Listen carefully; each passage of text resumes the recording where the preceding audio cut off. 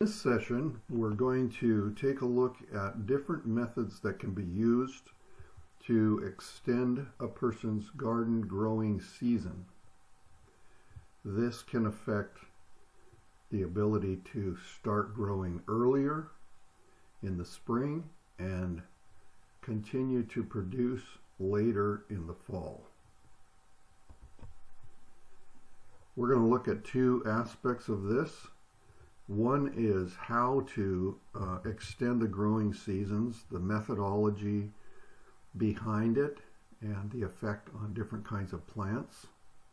And then I will conclude the session by showing you how to build these different kind of systems, including cold frames, hoop houses, and greenhouses. How to extend your growing season and maximize the output potential of your garden and eat fresh food through the winter. So some things to consider to start off with is you want to consider where you are in the world, in your latitude, and that determines the day length that you have. The day length as you go into winter, and actually anytime, day length determines the varieties that will grow well and the time to harvest and the maturity of those plants. So that's something you want to consider as you initiate their plantings and when you expect to harvest. What are your average high and low temps, which also is a maturity and harvest determinant? And then also, what kind of potential do you have for cover, as in moderating your temperature? So that can greatly extend your growing season, and that can be in the form of greenhouses, which have heat added to them, cold frames, which just take the ambient temperature and protect, or hoop houses, those types of things. So depending on where you are in the world, in the summertime, you can see on the lower right graph, have about 14 plus hours of daylight. And 10 hours of daylight is about the turnover in time frame for when things are growing well. The blue graph you can see is at a latitude about 41 degrees, as it's a northern latitude situation, and we're about 45, so just above between the orange line and yellow line on the graph, and that gives you an idea of what the day length is like. The left side of the graph has the hours per day, and you can see the maximum hours are between the end of May or March, end of March to the end of September. So those are the maximal growing times. After that, growing from planting to harvest slows down considerably, but as we'll see in the presentation, you can still have harvest, you just have to plan ahead for it. So the zero line there, the purple line, is actually going to be at the equator where the day length doesn't fluctuate at all. So you can get graphs that give you some of these things that can help you with your planning. The daylight hours here for Mount Vernon, Washington, for example, and the temperature variation averages. The averages don't show the high or the lows because we can actually have inside that average low temperature, for example, in January and February. In the past, we've had weeks in the teens, but those averages can mask those severe depressions. We can also have weeks in the 90s for the high temperatures in July and August. So planning for those outliers in temperature is important for maintaining a long-term crop viability in your greenhouse or covered situation for growing through the season. So this is an example of cover. So we have a simple greenhouse with cover on the just being covered on the inside in the lower left, but you can actually add cover, which enables an increase in soil temperature, which is a primary factor in the ability of plants to grow through the season, is having row covers that you can see here inside the upper picture, inside of a greenhouse. So it's double cover. You could potentially even do triple cover if necessary. It takes a little bit extra effort to pull those covers back, but it can also allow you to grow fresh green food through the winter time. There are some wire hoops that help keep the fabric up off of the actual growing food. So you want to be thinking about your winter crop in August. That would be the time when you want to be planting your seedlings. So start them so they're ready to transplant in September, and you want to get them transplanted into the ground so that they can develop a root base and continue to grow. Growth does not stop, it just slows down as long as you can keep them from freezing. The freezing actually will cause the water to freeze and burst the cells in the plants and kill the plant. So that's essentially what happens in freezing. Some plants have antifreeze compounds in their cells inherently by God's design, so they're able to withstand the cold much better than other non-cold tolerant plants. So day length is a key component. You can't change that unless you're adding lights to the situation, which can be expensive. And temperature we can affect, and there's 2 different ways to do that. If you have a cool house that is having some heat added to it, or a cold house, which is just simply a covering or 2. So you can see if you planted a seed in the summertime, it would take 30 days to harvest, give or take, depending on what variety you have. Everything has a slightly different variable.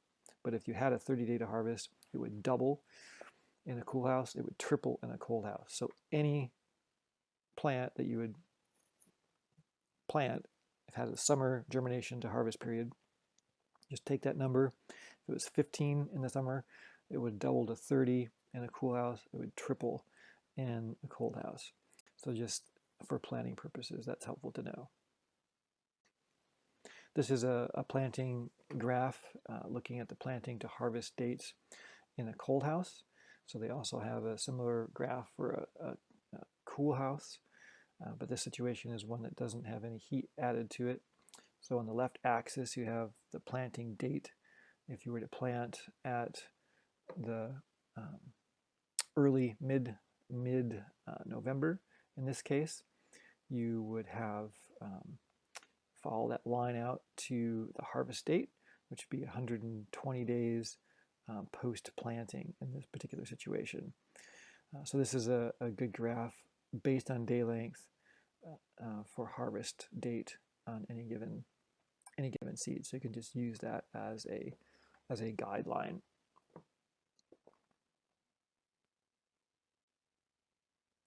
So this is a similar chart that's used for summer growing. Tells you when you should do cover or do transplant and cover for various plants, starting them. It doesn't show them growing through the season. It doesn't actually have harvest dates. It just has growing dates. But a chart like this can give you an idea of when to start doing things. But it can also help you with summertime, but transition that into a winter harvest kind of a scenario. So some keys. You want to plant early enough for good root development so that the plants get established. If you plant with seeds in the ground later, you have less germination and much slower growth. So plant early enough for that. September, as October gets around, you start getting cool and slowing down considerably, and the day length considers. You want to plan for more plants if you need a certain volume. So if you're planting a particular crop of lettuce, say for example 2 rows in the summertime for your family, you would want to have a higher volume because of the slow growth in the wintertime to provide the same amount of lettuce for your family. So it slows considerably until you get 10 hours of daylight returning in the spring. And again, double layering can change the climate zone 2 or 3 or 4, which is significant if you're in a northern latitude. So this looks like they actually have snow on the outside of their cold frame here, and they have row covers on the inside, giving additional temperature modification on the inside. So heat retention in the soil, which is important for maintaining the growth throughout the year. So here are some examples of some cold hardy plants. Not exhaustive, but some examples. So mache is the upper right, so it's a good salad green. The variety is Vit. Miner's lettuce, it's actually a wild plant too, but you can grow this through the season. Clatonia, it's a good lettuce, mineral rich, that can be utilized for salads grown through the winter. Beets, you can use both the roots and the tops. Sometimes you can actually have those stored in the ground and just pull them as you need them. but if you use the tops for beet greens, they can be grown inside and grown through the season. 59 calories per cup of beets. So calories is something that people need to sustain life, and so calories are important for existing, for living, as well as the other micronutrients and things that are primary constituents of greens. Spinach varieties, Palco, Space, others can also work, but these are nice because they're cut and come again. You can cut them and they'll grow back up like grass, regrows after cutting. So 41 calories per cup cooked, for example, so that's a good calorie source as well. Endive, Bianca riccia, so that's a good salad growth. Tango, oak red, or red leaf or oak lettuce are some lettuce varieties. So lettuce will grow well through the winter if covered, particularly. Arugula. Arugula has a nice sharp taste. That's a good salad variety, punctuating it with flavor. Astro and Sylvetta are recommended varieties. Swiss chard is also a good green, so ruby red, Fort Hook giant. Carrots, you can actually grow carrots, and in more mild climates, you could actually just leave them in the ground and harvest them as needed. But if you have rodents or things like that in your soil, that may not work as well.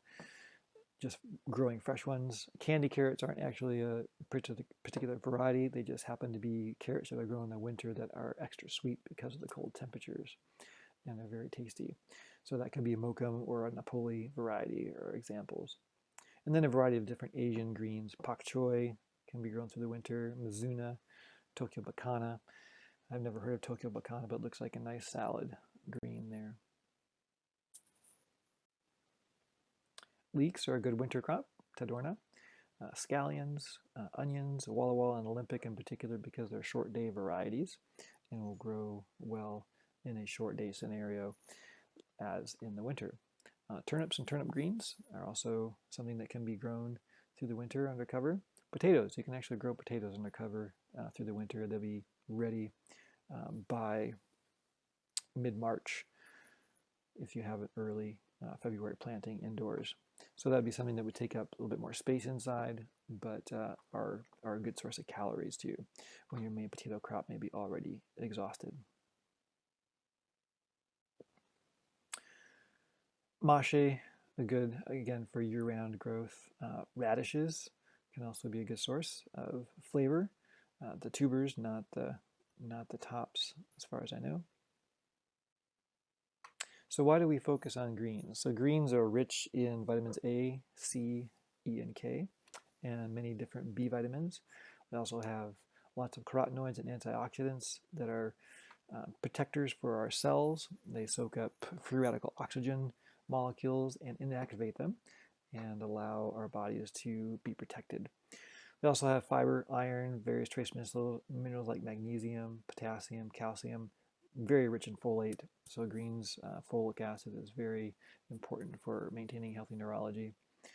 They have heart protective, cancer protective, and health enhancing, immune function enhancing components. It's interesting to know that the molecular differences between hemoglobin and human blood and plant chlorophyll are very similar.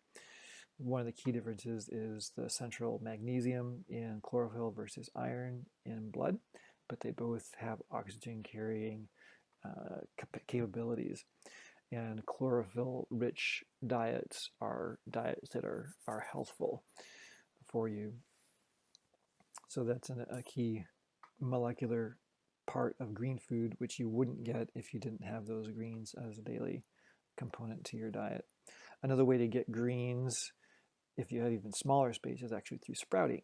So you can do sprouts in your home, inside, using the ambient temperature of your house and a dark space that you might have. So that'd be microgreens. So calories is a key component to maintaining the energy to do the things you need to do. If you're thinking about a 2,000 calorie per day diet just for maintenance activities, 12 potatoes a day will cover that. And it'll actually cover not only the caloric component, but also the nutrient part of it. And with the addition of greens, you can have a well-rounded, tasteful diet. Potatoes can be prepared in many, many different ways that are tasteful and they're a good resource to have for food. Other roots and tubers, dried fruit, can also provide good calorie density. Dried fruit, 102 calories per ounce. Dried fruit has a nice variety to their possibilities. Just remember Genesis 1:29, and God said, "Behold, I have given you every herb-bearing seed, which is upon the face of all the earth, and every tree in which is the fruit of a tree, yielding seed. To you it shall be for meat."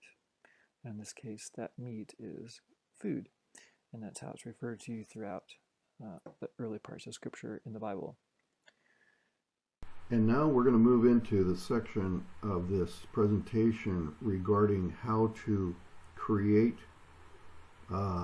systems that will allow you to protect your plants from the weather to be able to extend the season earlier in the spring and later in the fall, and in some cases year-round.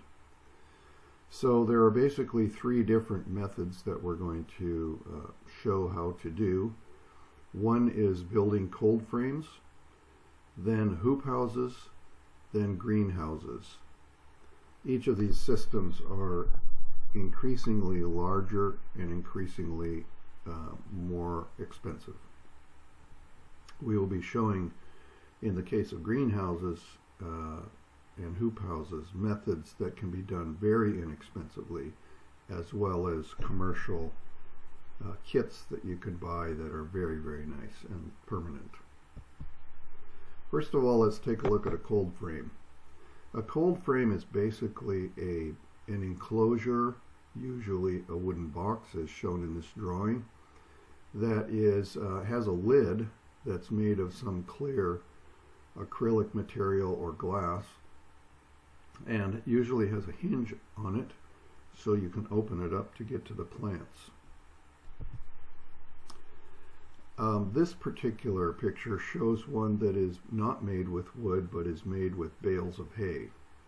This would be very easy to make and could be moved or temporary, but it would be very efficient in terms of holding out the cold, because a bale of hay is very energy efficient and insulating. So you can see they have a row of bales of hay along the back and the front and on the side, creating a sealed outside perimeter. And then on top is a frame, which in this case was a repurposed glass door, including the frame, a vinyl glass door. And the beauty of this is you could buy it already built at a recycle place, such as construction recycling place. In our small area, we have 2 different ones that are available, and I actually have purchased one of these type of doors. Mine was a French door, had 2 doors, but you could easily find this kind of unit. And if you were watching, you could get one that is insulated glass, which is 2 layers of glass with a gas like argon or something like that in between. So if you had that type of a used patio door that was insulated glass and bales of hay, you would have a very energy efficient cold frame, already built with the hinges and everything, and you could just set it there. You'll notice they took this recycled door frame, which is vinyl, and they screwed it into 2x4s to make it into a unit that could sit on the bales of hay. Here's another similar cold frame, except in this case this person used cinder blocks, and that would work fine, except the fault that I see in this picture is that the cinder block holes don't have any insulating factor, so the cold would penetrate into this particular configuration much more quickly than the bales of hay. So if you were going to do this method, I would fill the holes with something, at least dirt or chips or something that would help to increase the insulation factor. And like the bales of hay, this is something that could be dismantled. It's not got any fasteners or screws. And these panels look like they're probably a recycled kind of a window or something, and these would just lift off. I don't see any hinges. But this is the typical wooden cold frame system. This is the one that you would normally see. And it's built out of wood. In this case, looks like cedar 2x8s, and simply cut and screwed together, and has a lid. This is a really fancy insulated window frame unit that they probably bought recycled, but it looks very nice. You can tell it's insulated and has a hinge, has a little stick to hold it open while you get into your plants. The thing I don't understand about this picture is you'll notice in the back of this wood cold frame is some kind of what appears to be a grill. Now I don't know if that's a heater or if that's a vent. I'm not really sure. Normally they don't have either. And the sun, this is facing south, and so the sun heats it up naturally during the day. Now we'll talk now for what kind of materials to use for the clear translucent surface. Here's one made out of plywood, and the frame itself looks like it was made out of plywood, probably, with holes cut out for the light to go through. And in this case, they used inexpensive visqueen plastic. And this would work great, be very inexpensive. Visqueen can come in different thicknesses, like painter's drop cloths that you'd buy at Home Depot. And you'd want to get one that's thick enough that it's going to withstand some wind and things like that. You'll see later when we get to hoop houses and greenhouses that there is also a grade of visqueen that is specifically made for greenhouses that is much thicker and will last years and years.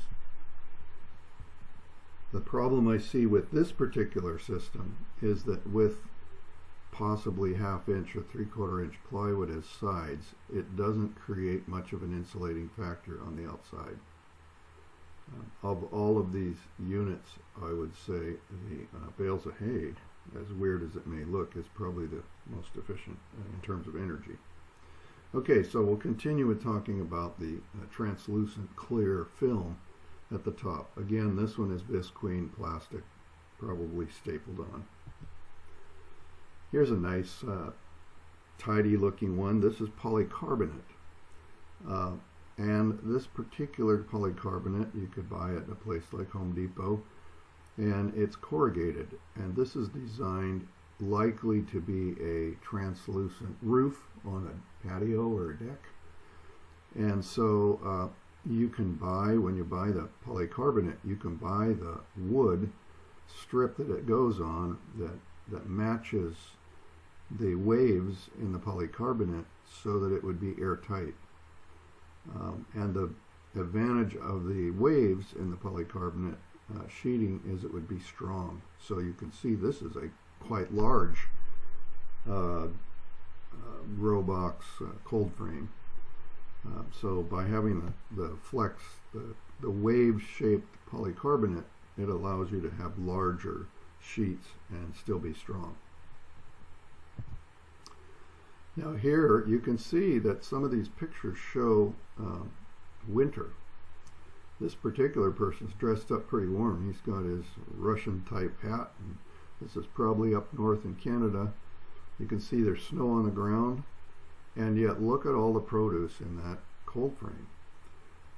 He's doing really well in spite of the fact that it's frozen in the day and probably really frozen at night. So here again, this is like a 2x6, 2x8 wooden frame, and got some glass panels in this case, plate glass in a frame. It's not clear to me whether he bought these already framed or whether he bought plate glass and made a frame to fit. Here is another one. This is all recycled materials by the looks of it. It's got the wooden frame, and then it's got a French door style opening windows from an old house. This is really cool. This is the old style window frames with individual panes, and there are two negatives to this, even though it's cool looking from a rustic style.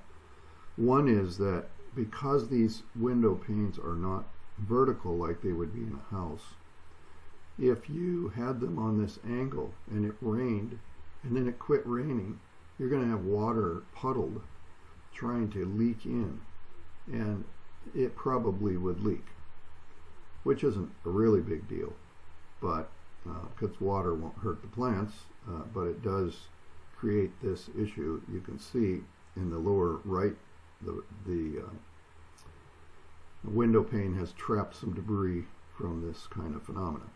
The other issue is because this is an old set of window frames, that they're not insulated, which isn't a really big deal unless you're wanting to really make it efficient. But from a rustic point of view, this is kind of a neat looking system. Now, I'm going to include below a link to this YouTube video. This gentleman takes you step by step on how to build a cold frame, and it includes the bill of materials if you want to build this style of wooden cold frame, which again is your typical type of cold frame.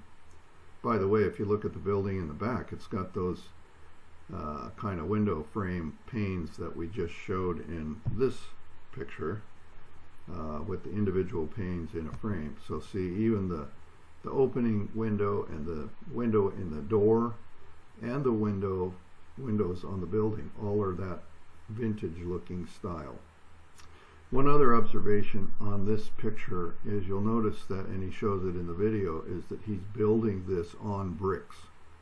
The advantage of that is it keeps the wood from being in the dirt and rotting. The next kind of approach we're going to talk about are called hoop houses. And these are called hoop houses because they're made out of a series of hoops that kind of make a Quonset hut arched structure. In this case, this is a pretty elaborate hoop house. This one is made out of looks like metal hoops, possibly PVC, but it looks like metal. Has a door. The thing that's unique about this is it also has openable sides in the bottom. And the advantage of this is when the weather starts to warm up in the late spring, the greenhouse effect can get too warm. So by being able to open the door, by being able to lift those sides, you'll get some circulation and get some cooler air in there. So again, the point of this is to show you how to build these. So this is a video that I have the link below in the description area of this video on how to build a hoop house that's 10 feet by 12 feet for under $300. And he takes you step by step and shows you how to do it, including the bill of materials. Here's a larger one that also has step-by-step instructions and a bill of materials below. And this one is a larger one that's 14 feet by 20 feet. Now what's significant about both of these approaches is it uses PVC plumbing pipe to build the hoop house. This kind of piping is really inexpensive. You don't need fancy tools like pipe benders. It's very flexible and will last quite a while if you build it correctly. It's real lightweight, and so if you want to do a really economical first attempt at building a greenhouse, build a hoop house and do it out of PVC, and you can watch the videos on how this is done. Another method is you can build it out of metal. Now, the making a hoop house greenhouse, in this case, because it's big, it can be done out of metal EMT. Now, this is the least expensive way to build a greenhouse. You'll notice this is not an arch. This is larger material. It's still metal electrical conduit EMT, but it's like 1.25 inch diameter, and they used an electrician's pipe bender to bend these arches. This is homemade. It looks very professional, but it's homemade. And so the video to show you how to do this is accessible from YouTube by going to the description in this video, and it will take you to that video, including bill of materials and the measurements on how to bend these correctly. They did a very nice job with these. Now here is an example of one that was done with that method that's completed. And this happens to be my neighbor. And this was first built by one of our friends, and then later on one of these greenhouses was given to my neighbor and was actually first offered to us, and we were going to do it, but then we decided to step up and buy a kit, which we'll show a little later. But anyway, this was done that same method, and it's very sturdy and has withstood winter storms and blowing wind. And you'll notice it has French patio doors.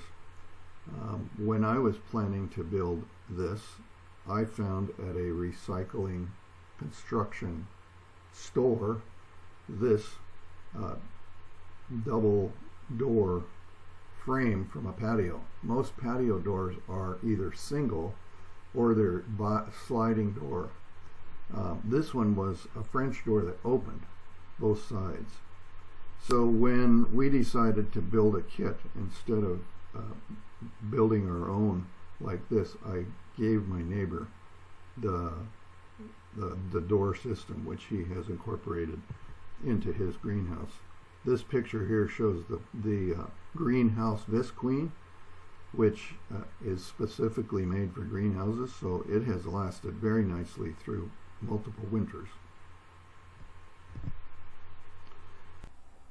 Another method for extending your growing season is the more permanent solution of a greenhouse.